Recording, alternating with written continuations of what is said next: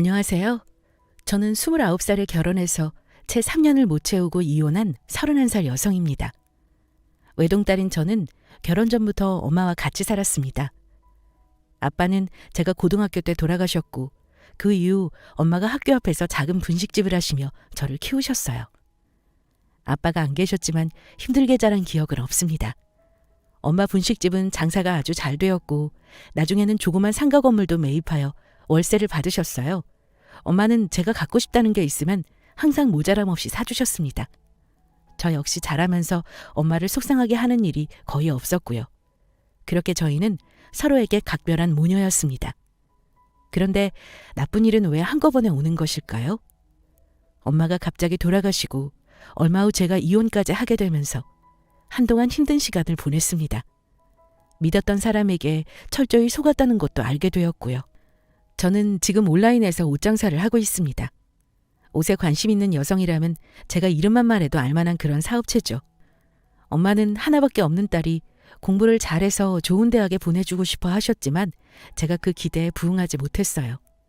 지방의 그저 그런 인문계 대학에 진학했고 한동안은 이리저리 취업을 위해 방황하는 시간을 가졌죠.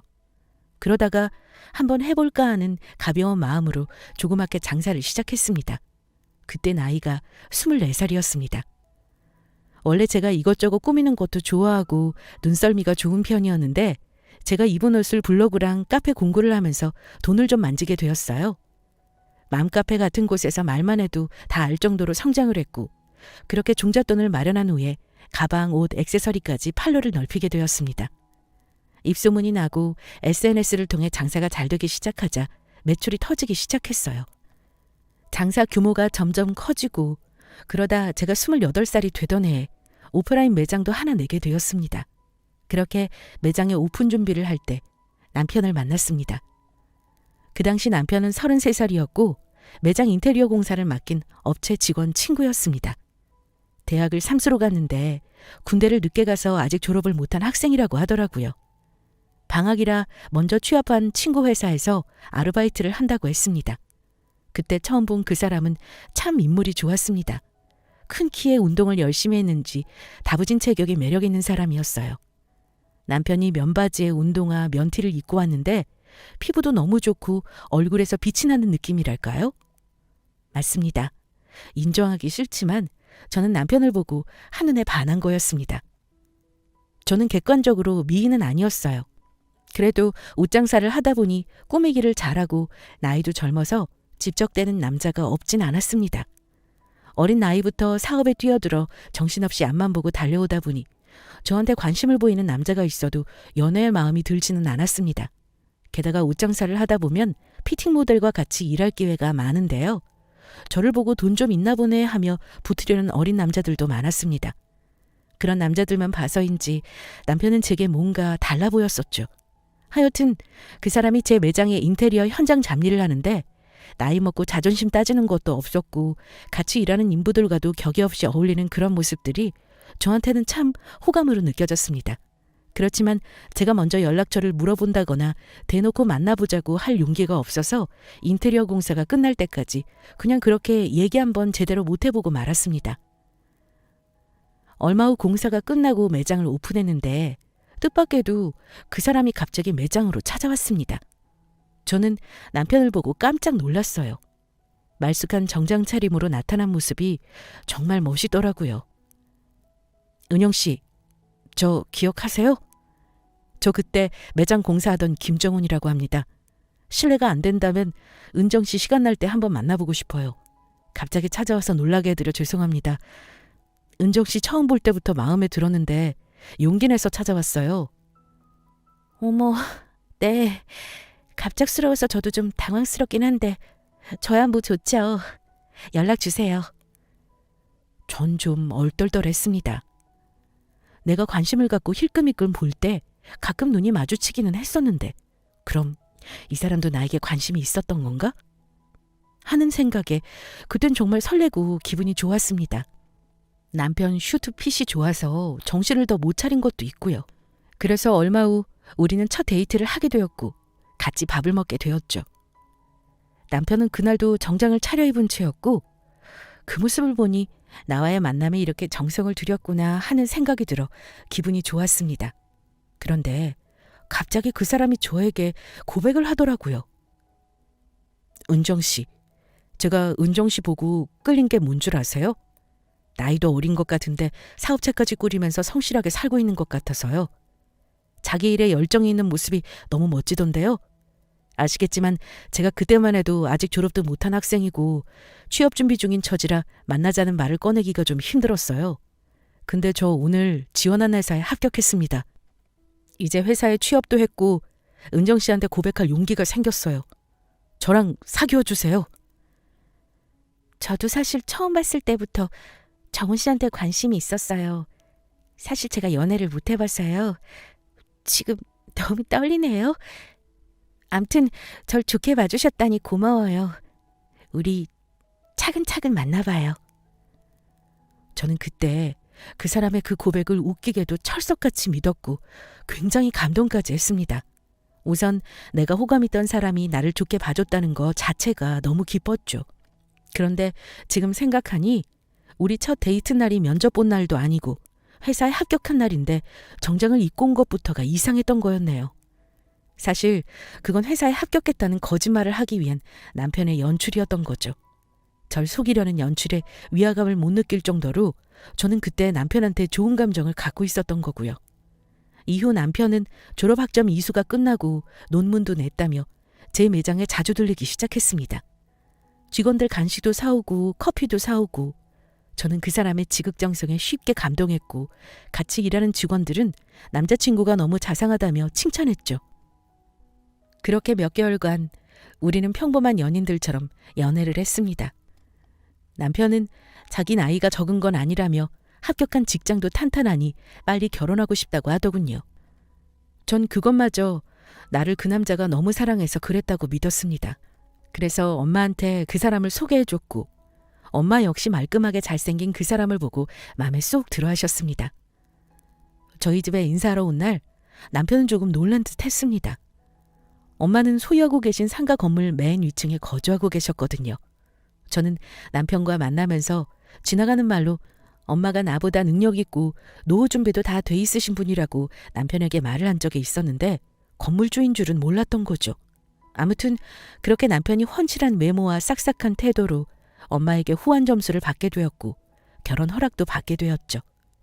만난 지 1년도 안 됐는데 그렇게 금방 결혼할 생각까지 했다니 저도 참 바보 같았다는 생각이 듭니다. 저는 그때 오프라인 매장 근처 오피스텔에 혼자 살고 있었습니다. 제가 매장을 내면서 대출을 좀 보태 마련한 집이었어요.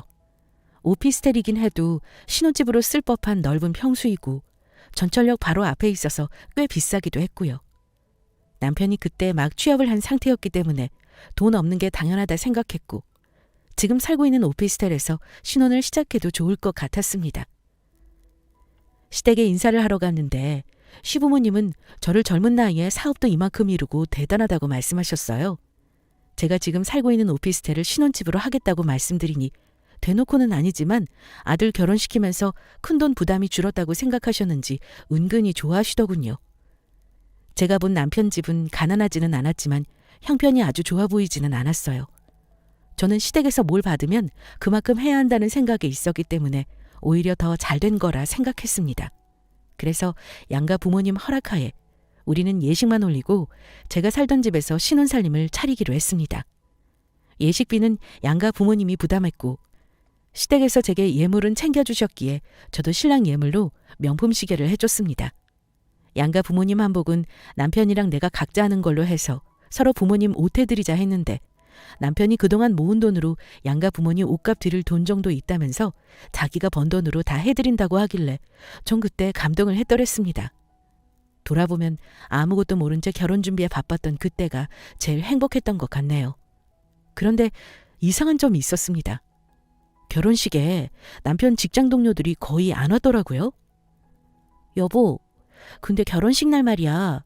당신 회사 동료들은 왜 아무도 안 온 거야? 당신 대학교 동기들도 별로 안 온 것 같던데? 회사 다닌 지 몇 달 되지도 않았는데 결혼한답시고 청첩장 돌리기가 좀 민망하더라고. 민폐 같기도 하고 말이야. 친구들은 거의 지방에 있어서 연락을 미처 못했어. 제 생각엔 어차피 동기들이나 동료들이 결혼하면 거기 가게 될 텐데 그렇게 민폐인가 싶었지만 그러려니 했습니다. 그렇게 결혼하고 2달 뒤였습니다. 남편이 어두운 표정으로 저에게 말하더군요. 여보, 나 회사를 그만둬야 할지도 몰라. 위에서 낙하산으로 들어온 놈이 큰 실수를 했는데 그걸 신입인 나랑 다른 동기가 뒤집어 쓰게 됐어. 누군가는 책임을 져야 하는데 나를 자꾸만 압박을 하는 거야. 며칠 너무 힘들고 출근하기도 싫고 그랬는데 아무래도 당신한테는 말해야 할 것 같아서. 뭐? 그걸 왜 이제야 말해? 당신 그래서 며칠 동안 얼굴이 어두웠구나. 잘못한 사람은 그냥 다니는데 잘못 없는 당신이 왜 관둬야 하는 거야?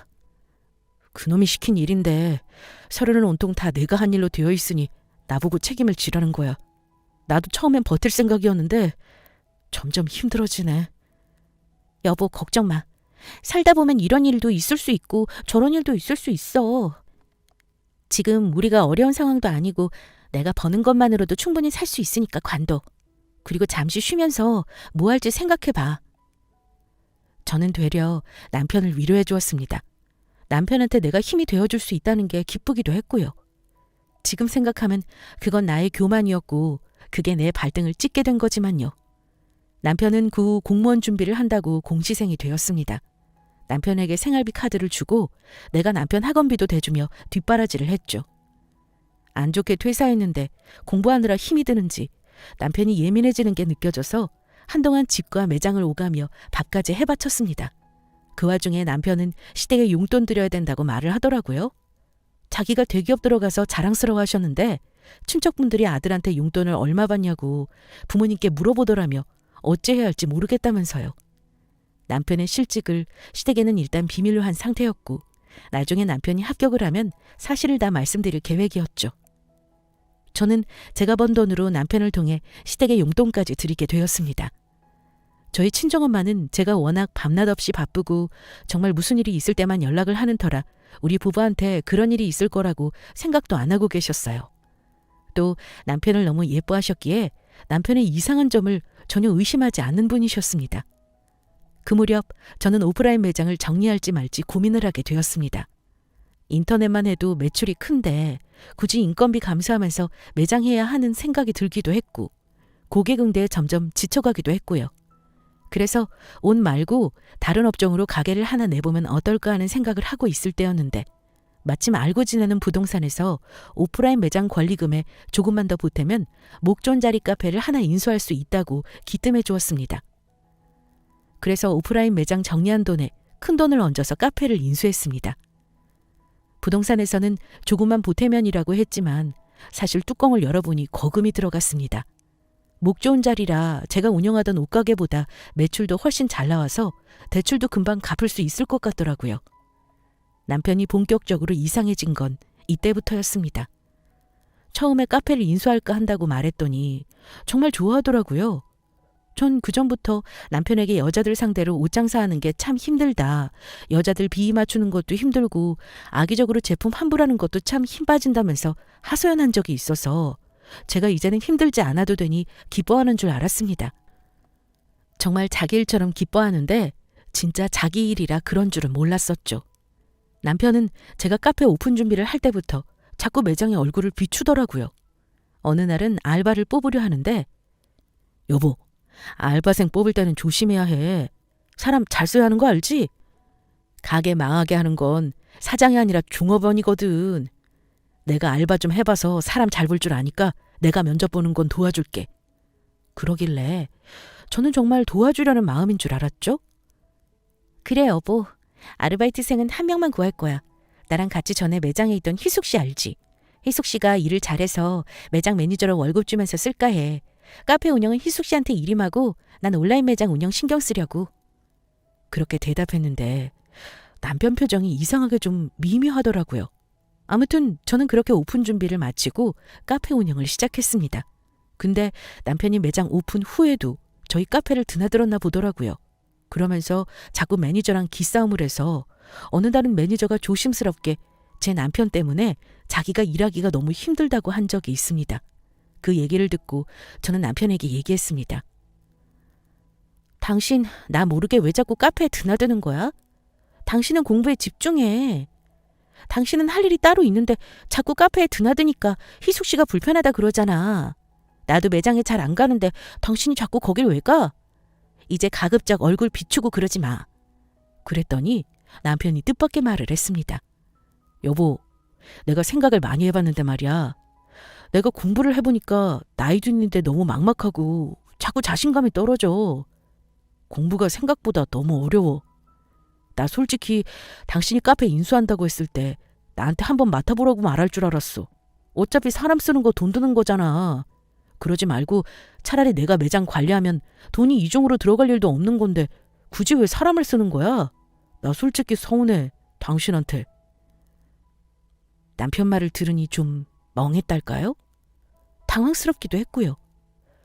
남편은 전혀 그런 내색이 없었기에 전 생각도 안 했던 일이었죠.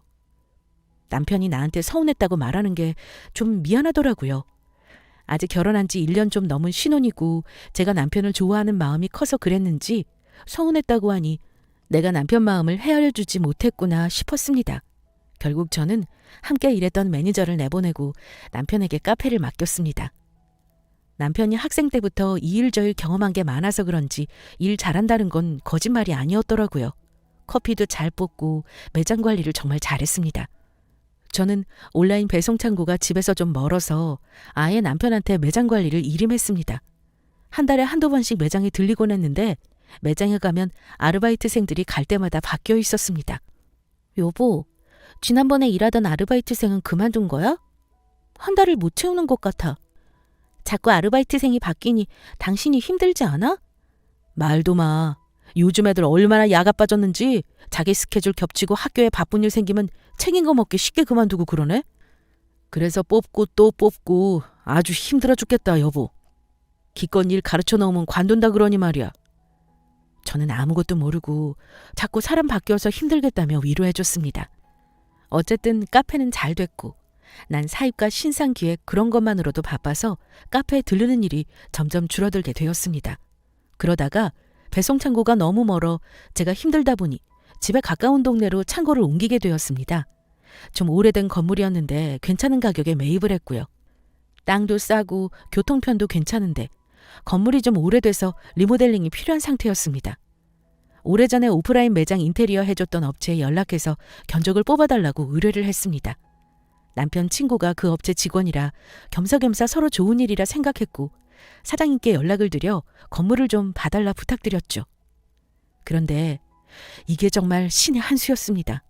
사장님이 제 건물에 와서 견적 봐주시고 저에게 잠깐 얘기 좀 하자고 하시더라고요. 그래서 왜 그러나 했는데 저기 최 사장, 이런 말하는 거 좀 조심스럽긴 한데 그래도 온 김에 얘기하는 게 나을 것 같네요. 저 혹시 최 사장 남편 별일 없나요? 속썩이는 건 없고? 네? 그게 갑자기 무슨 말씀이신지. 제가 무슨 의도인가 싶어서 표정을 굳히니 한숨까지 쉬면서 얘기를 이어나가더라고요. 나도 우리 직원한테 들은 거예요. 얼마 전에 우리 회사 직원들하고 회식을 하는데 남편 친구 알죠? 그 친구가 얘기를 하더라고. 인생은 타이밍이라고. 잠깐 아르바이트 했던 그 직원 친구 놈이 글쎄 아르바이트 하던 매장 사장이 알부자라는 소리를 듣고는 작정하고 들이래서 결혼했다고 하는 거야. 근데 지금은 카페 사장 노릇한다고 말이야. 내가 그 둘한테 최 사장네 매장 인테리어 작업시키면서 혹시나 나이 어리다고 남자들이 무시할까봐 나이 어려도 사업 크게 하는 사람이니 조심해서 대하라고 주의를 준 적이 있었거든. 괜히 내가 좀 찜찜하더라고. 그래서 일하러 온 김에 물어본 거니 너무 기분 나쁘게 생각하지 말아요. 별일 없이 잘 사면 좋은 거고. 사장님의 말이랑 표정을 보니까 그냥 하는 것 같은 말이 아니구나 하는 느낌이 확 오더라고요. 뭔가 있구나. 그래서 나한테 슬쩍 흘려주는구나 싶었습니다. 그 자리에서 일단 저는 남편이랑 잘 지낸다고 걱정 마시라고 원래 부부들 일은 남들 모르는 거라고 하고 말하고 넘어갔습니다. 그리고 저는 흥신소에 남편 뒷조사를 의뢰했습니다. 결과적으로 남편은 회사에 취직했던 적이 아예 없었습니다. 그리고 나를 작정하고 꼬시려고 한 게 맞다는 사실도 알게 되었습니다. 그러니까 처음부터 결혼해서 지금까지 다 쇼였고 저를 속였던 거죠. 저는 남편이 가진 적 없어도 성실하고 노력하는 면이 있다고 생각해서 그 부분을 잘 본 건데 그게 사실 다 거짓이었던 겁니다. 저는 다른 건 넘어갈 순 있어도 거짓말한 건 넘어갈 수 없다고 생각했습니다. 제가 믿었던 남편의 모습이 전부 허상이었고 속아서 결혼을 했다는 생각에 배신감이 너무 컸기에 저는 남편에게 내가 알게 된 사실을 전부 말했습니다. 당신은 나한테 뭐가 진실이고 뭐가 거짓인 거야? 나는 결혼 전부터 당신 말이라면 다 믿었고 당신이 하고 싶다는 거 다 뒷바라지 해줬는데 결국 다 그게 날 속인 거였네? 여보, 정말 미안해. 내가 당신을 너무 사랑하고 놓치고 싶지 않아서 그런 거야. 거짓말을 하고 싶어서 하는 사람이 어디 있겠어. 나 거짓말한 거 당신한테 정말 잘못했고 앞으로 당신한테 다 갚으면서 살게. 정말이야. 한 번만 용서해줘. 남편은 이렇게 매달리더군요. 저는 진지하게 이혼 생각까지 하고 있었습니다. 그런데 그 시기에 운명의 장난처럼 제가 임신했다는 걸 알게 되었고 이걸 알게 된 남편은 더 저에게 더 매달렸습니다. 참 사람 마음이란 게 우습더라고요. 남편이 저에게 사기를 쳤다는 거에 실망하고 이혼까지 고민했는데 애가 생기니 그래도 아빠는 있어야 하지 않나 싶더군요. 남편이 카페는 꽤 잘 운영해서 자기 용돈 빼놓고는 저한테 꼬박꼬박 입금을 잘하기도 했고 그래서 저는 일단 남편을 용서해 주었습니다. 헤어질 거 아니면 언제까지 그 일로 남편 원망할 건가 싶기도 했고요. 그런데 남편 때문에 스트레스를 받으며 새벽 시장에 다니고 일을 쉬지 않고 하느라 몸이 힘들었는지 저는 결국 유산을 하고 말았습니다. 그 일이 있고 나서 남편은 저에게 더욱더 잘했습니다. 원래도 다툼은 많이 없었지만 제가 워낙 바쁘다 보니 집에서 부딪힐 일이 없어서 그랬던 것 같기도 합니다. 그런데 아기가 잘못되고 난 그해 겨울에 저에게 감당할 수 없이 슬픈 일이 생각지도 못하게 또 일어났습니다. 아기가 잘못되고 얼마 후였습니다. 친정엄마가 새벽에 일찍 나가는 저를 챙겨주시겠다고 음식을 이것저것 해서 가지고 오시다가 교통사고를 당하고 말았죠.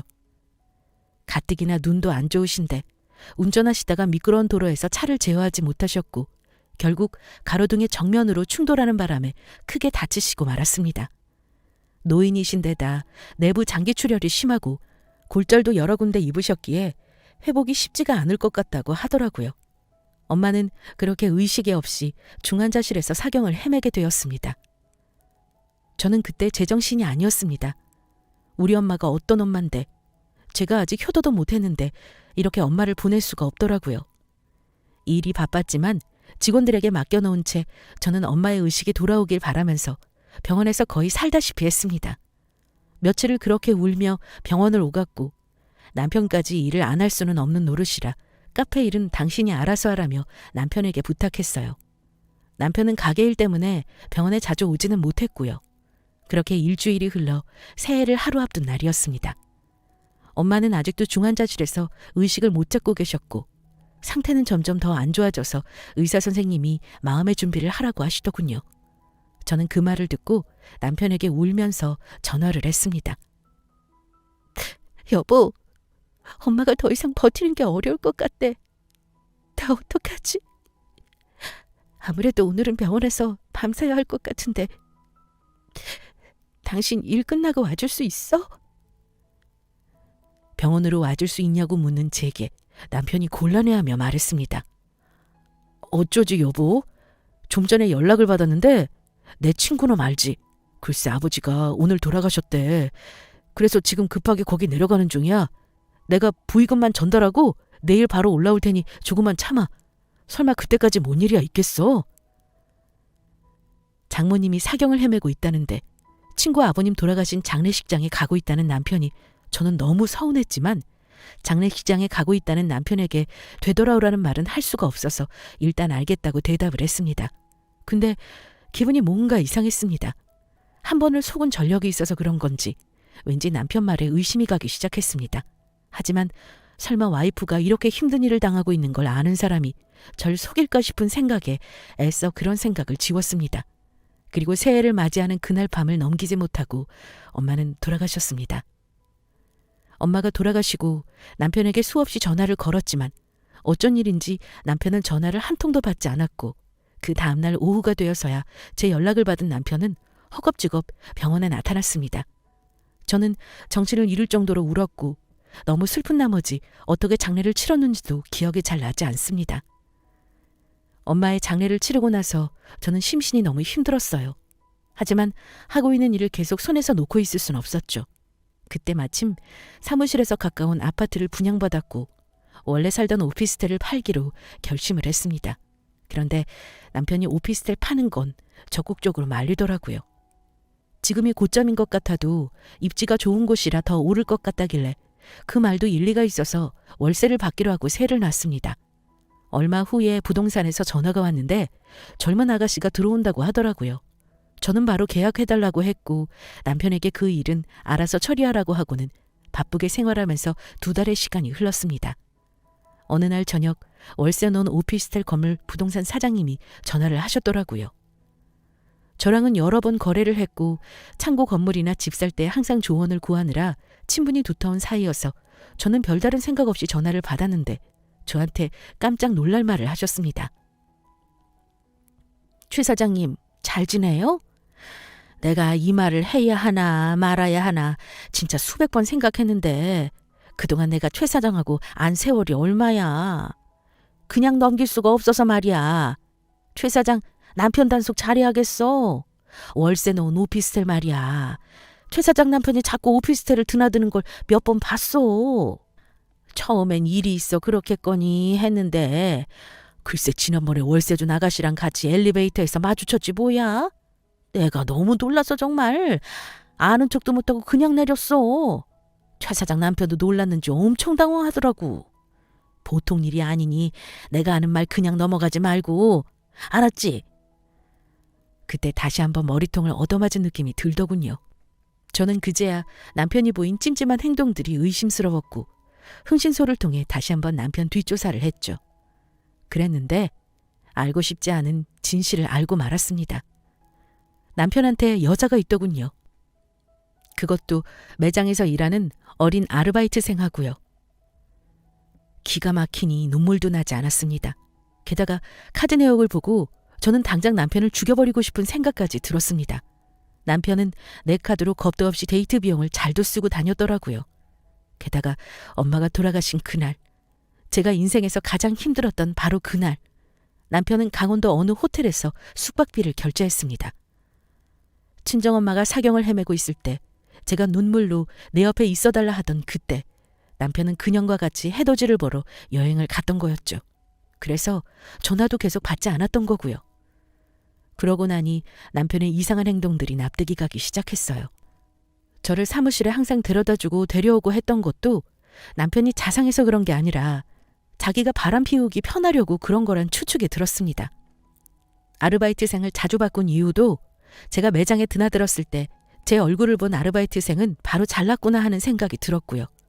이 모든 걸 알게 된 저는 더 이상 남편을 용서할 수 없을 것 같았습니다. 이미 한 번의 배신감을 느꼈던 후라 충격은 더 컸고 이번에는 이혼을 해야겠다는 결심이 확 들더군요. 이렇게 저를 속이는 사람과는 더 이상 살 수 없는 거니까요.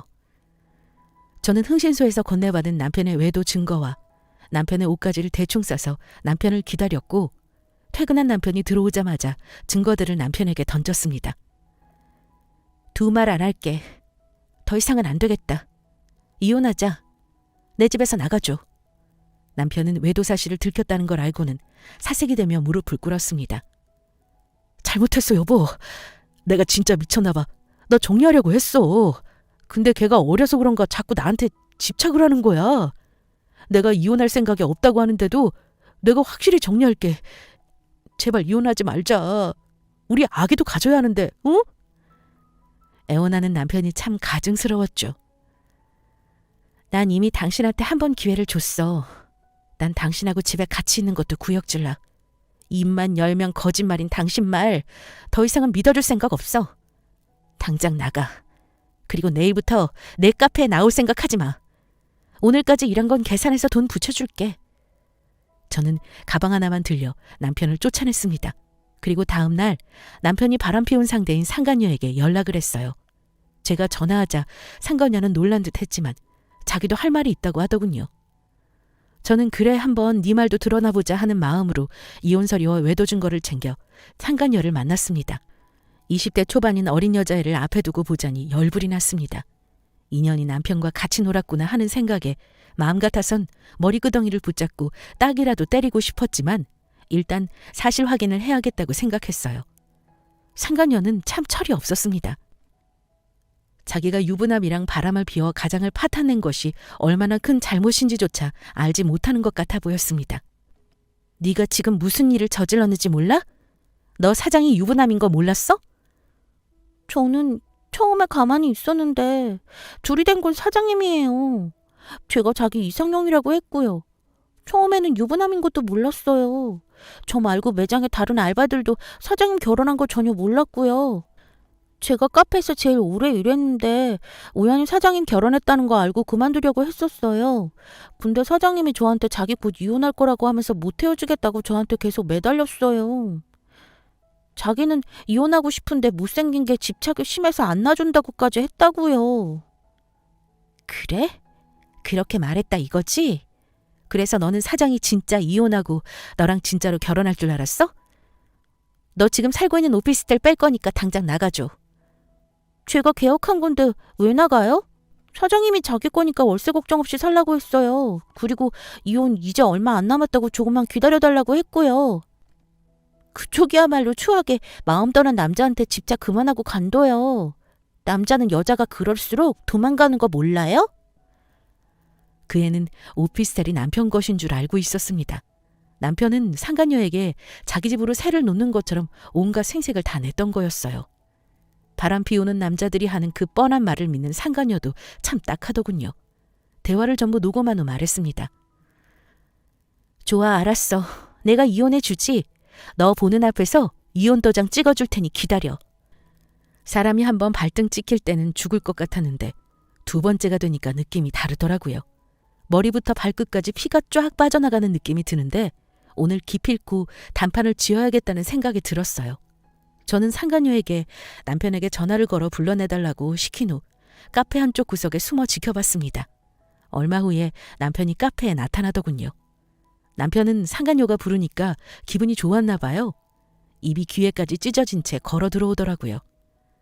마누라한테 바람난 거 들켰으니 이혼당할 것 같아서 얘랑 헤어져야 하나 했는데 어리고 이쁜 애가 자기랑 헤어질 생각이 없다고 자기를 불러내니 얼마나 기뻤겠어요? 전전날 밤까지 나한테는 무릎 꿇고 싹싹 빌며 우리 빨리 애 갖자, 이혼 말만은 하지 말아달라던 놈이 어린애가 부르니 바로 뛰어나오네요. 오빠 부인이 나 찾아왔어. 나 진짜 놀랬잖아. 다 들킨 거면 이제 이혼할 거야? 그럼 조금만 기다려. 어이구, 우리 아기 많이 놀랐어? 이러면서 상간녀를 달래주며 끌어안는 남편을 보자 아무렇지 않은 척했지만 손발이 떨리고 눈앞이 캄캄해지더라고요. 저는 남편이 있는 테이블로 걸어가서 상간녀 옆에 앉았습니다. 남편이 저를 보더니 귀신을 본 것처럼 소스라치게 놀라더군요. 남편에게 이혼 서류를 내밀며 도장을 찍어달라고 하니 얼굴이 시뻘개져서는 어쩔 줄을 몰라 하는 꼴이 참 우스웠죠. 오빠, 빨리 도장 찍어. 상간녀가 남편 손에 도장을 쥐어주고는 자기 손으로 꾹 눌러서 서류에 도장을 찍었고 저는 서류를 재빨리 챙겨 자리에서 일어났습니다. 그러자 남편이 상간녀를 밀치며 자리에서 일어났고 상간녀가 오빠 하면서 남편 팔을 붙잡자 어찌나 세게 뿌리쳤는지 여자애가 의자째로 뒤로 벌러덩 넘어가더군요. 카페 안의 사람들이 이 소란을 보며 수군거리고 난리도 아니었죠. 저를 붙잡는 남편을 뒤로 한 채 카페 앞에 주차해 놓은 차를 타고 호텔로 갔습니다. 남편이 집으로 찾아올 게 뻔하니 이혼이 마무리될 때까지는 호텔에 있을 생각이었어요. 아니나 다를까 그 다음 날부터 남편은 이혼 못한다면서 전화 오고 문자하고 회사까지 찾아오고 진상을 부렸습니다. 나는 이대로 이혼 못해줘. 당신 재산 나한테도 권리 있어. 카페도 나한테 지분 있고 당신 엄마 건물도 이혼 후에 증여받은 거니 나도 가질 권리 있는 거 알지? 이혼하더라도 재산 분할 똑바로 해. 나도 변호사 고용해서 끝까지 받아낼 줄 알아. 당신 속셈이 뭔지 이제 알았네. 당신 내 재산 언제 뺐나 하고 기회만 노리고 있었구나. 당신 생각대로 절대 안 될걸? 해볼 테면 해봐. 그나마 지금 입고 있는 옷이라도 챙길 수 있을 때 조용히 나가는 게 좋을걸? 조용히 합의 이혼 안 해주면 시댁에 네가 한지 다 까발릴 거야. 내가 소송하게 되면 너한테 위자료까지 다 청구해서 받아낼 거고. 남편의 거짓말과 외도도 충격이었는데 내 재산까지 노리고 있었던 그 뱀 같은 속내를 샅샅이 알게 되자 소름이 돋았습니다. 소송을 해봤자 남편에게 받을 위자료가 없다는 걸 잘 알고 있는 저는 남편을 그냥 알거지로 쫓아내고 싶었어요. 남편은 그 후에도 제가 없는 사무실까지 찾아가서 행패를 부렸고 직원들이 경찰을 불러 돌려보낸 일이 몇 번 있었습니다. 제 남편이 세상 다정하고 좋은 사람인 줄만 알았던 직원들은 제가 이혼한다는 소식을 듣고 다들 너무 무섭다고 다시는 남자를 못 믿을 것 같다고 하더군요. 어쨌든 남편은 위자료 청구할 거란 말에 겁이 났는지 그 후 법원에 같이 가져왔고 우리는 그렇게 깨끗이 합의 이혼했습니다. 이혼 후 남편 짐을 정리해 시댁으로 전부 보냈고 살고 있던 집도 정리해서 남편이 모르는 곳으로 이사를 했습니다. 이혼 절차가 마무리되고 나서 저는 카페 매장을 팔아버렸습니다. 남편이랑 바람났던 그 여자애는 카페가 제 건 줄 몰랐던 것 같아요. 아마 남편 놈이 자기 거라고 거짓말한 걸 그대로 믿고 남편이 부자인 줄 알았던 모양입니다. 남편이 이혼하고 나면 자기가 카페 안주인이 되는 헛꿈을 꾸고 있었나 봐요. 제가 매장을 팔았더니 걔한테도 한동안 전화가 엄청 오더라고요. 무슨 말을 하려고 전화한 건지는 모르겠지만 듣고 싶지 않고 알고 싶지도 않았죠. 지금은 마음 정리도 어느 정도 하고 건강을 회복해서 다시 전처럼 제 일에만 집중하고 있답니다. 이제는 사람을 절대 안 믿고 돈을 믿기로 했고요. 이렇게 사연을 쓰고 나면 좀 홀가분할 줄 알았는데 아직 이혼한 지 얼마 안 돼서 그런 걸까요? 별로 홀가분하진 않네요. 부부 사이에는 사랑도 중요하지만 믿음과 신의가 참 중요하다는 걸 짧은 결혼 생활 동안 깨달았습니다. 어떠셨나요? 제가 이혼한 과정 재미있게 들으셨는지 모르겠네요. 제 얘기가 사이다 사연은 아니지만 저의 아픔을 한 분이라도 공감해 주시는 분이 있다면 전 만족합니다. 제 긴 얘기 들어주셔서 감사합니다.